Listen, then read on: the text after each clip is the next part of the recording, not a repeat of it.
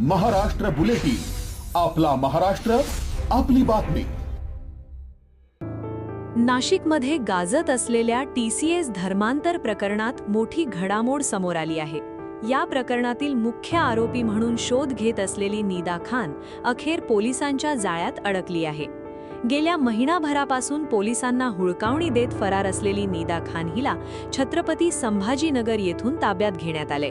नाशिक आणि छत्रपती संभाजीनगर पोलिसांनी संयुक्त कारवाई करत नारेगाव परिसरातील एका वसाहतीत छापा टाकला.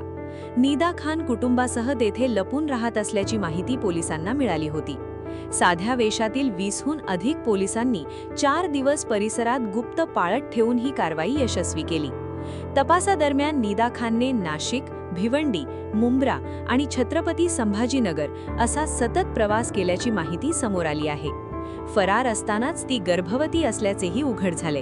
दरम्यान अटक टाळण्यासाठी तिने अटकपूर्व जामिनासाठी अर्ज दाखल केला होता, मात्र न्यायालयाने तो फेटाळून लावला. पोलिसांनी डिजिटल ट्रॅकिंग आणि तांत्रिक विश्लेषणाच्या आधारे निदाचा ठावठिकाणा शोधला.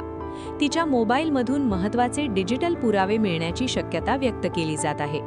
विशेष तपास पथकाच्या हाती धर्मांतरासाठी प्रवृत्त करणारे काही व्हिडिओ आणि इतर माहिती लागण्याची शक्यता असल्याची चर्चा सुरू आहे.